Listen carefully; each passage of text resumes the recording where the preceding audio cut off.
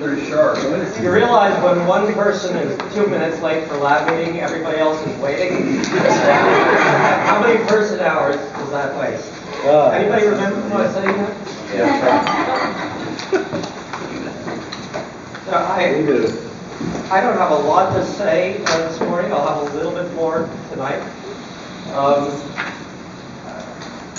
But I'm really thrilled that you're all here. This is a very exciting day for me. When I think it was Rich who first mentioned this idea to me, I don't quite know how the idea was generated, but I think Rich and Dan and Debbie thought, I'm not sure. Well, yeah, Debbie did, for sure. That was a given. But my first response was, why are we doing this? I'm not dead yet. But Rich assured me that I didn't have to be. And I'm really glad to be here with all of you. It's a great setting. Debbie has even dialed up some pretty spectacular weather for us. So I hope that I'm sure we will have a great day. Paul suggested that since I'm the only person in this room who knows everybody, that we go around the room, and I go around the room just mentioning people's names and perhaps, lineage. What the lineage is, yeah. And I'm happy to do that, but I think Paul suggested this as a test to see what my whether my memory has failed me yet. So I will actually do that, and I'll try to make it as quick as possible. So this is Ed Levitan. Ed was my first graduate student at Brandeis.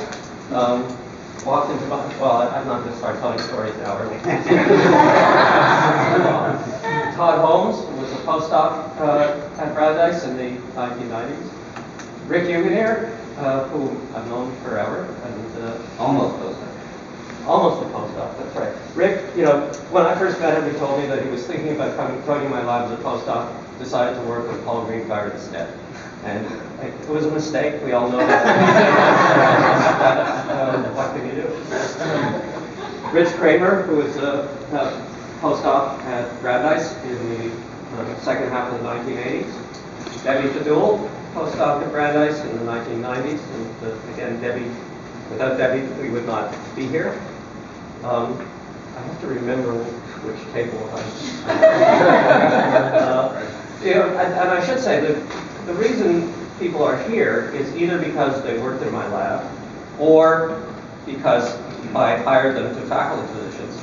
And in a few cases, Rick and Rita, who I'll get to in a moment, and Len, just because they're very dear friends, and I'm thrilled that we could be here.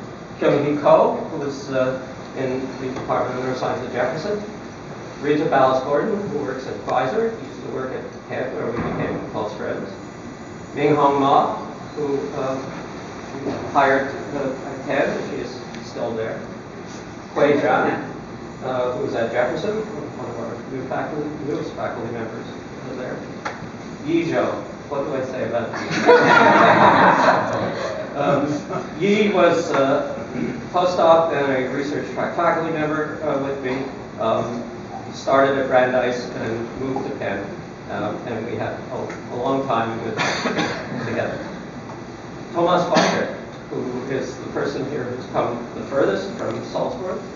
Thomas came to my lab at Brandeis as a sabbatical visitor and stayed with us for a while. In the interim, we moved to Penn, and then he came back to visit us at Penn a number of times. Jing Wang, who was a graduate student in the 1990s at Brandeis. Hua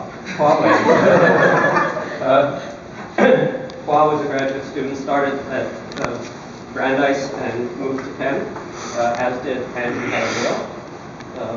They were good friends and contemporaries in the lab. Ping Jin. Ping was a postdoc, first at Brandeis, then moved to Penn. Pong Fei. Pong is the lab manager in my lab, and she's the person who's been in my lab the longest, longer even than me. Steve Lynn, who was a graduate student at Brandeis in the mid-1980s. Dick Horn. Dick and I go back a long way. We've done a lot of interesting things together. We co-directed the neurobiology course. I'm sorry, we taught together the neurobiology course in Woods Hole. We ran a Gordon conference together in the 1980s. Len Kaczmarek. Len and I really go back a long way. We've done a lot of interesting things together. One of the most interesting is just finishing the manuscript for the 4th edition of our textbook, The Neuron, which was a pretty overwhelming job, but I want you all to go out and buy many copies when it appears sometime in the fall. Shahid, taking a video, Mohammed Shahid. Shahid has also been with me for a long time at Jefferson. Well, first at Penn and now at Jefferson. Paul Katz, who, if he hadn't asked me to do this would not have been necessary.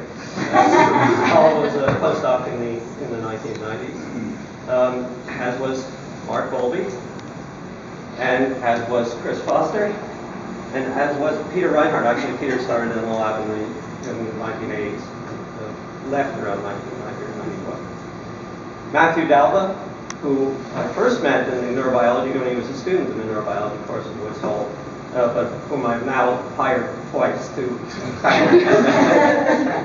Josh Gold, who was just promoted, as a matter of fact. Josh is a faculty member at Penn.